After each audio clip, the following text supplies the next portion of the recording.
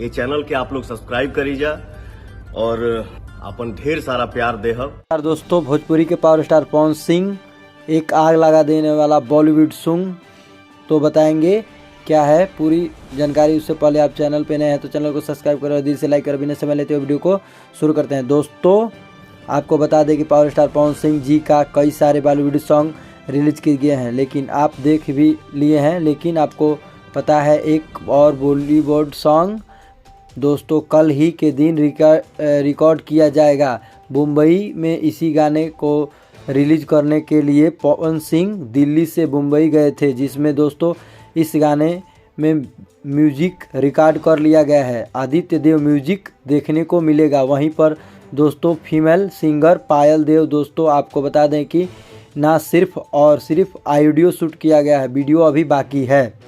दोस्तों, यह गाना इसी महीने के आखिरी वक्त तक छोड़ा जा सकता है, जो कि इस तरह का अनुमान है।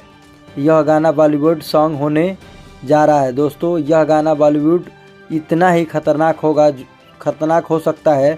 दोस्तों, यह गाना आपके धूम सीरीज या टी सीरीज से आ सकती है। इस तरह का जानकारी हमको मिली है पवन सिंह के टीम के तरफ से। दोस्तों, आपको बता दें कि इस गाने में कौन काम करने वाली हैं अभी क्लियर नहीं हुआ है, लेकिन दोस्तों जहां तक मुझे पता है कि इसमें बॉलीवुड की बहुत बड़ी सिंगर देखने को मिलेंगी।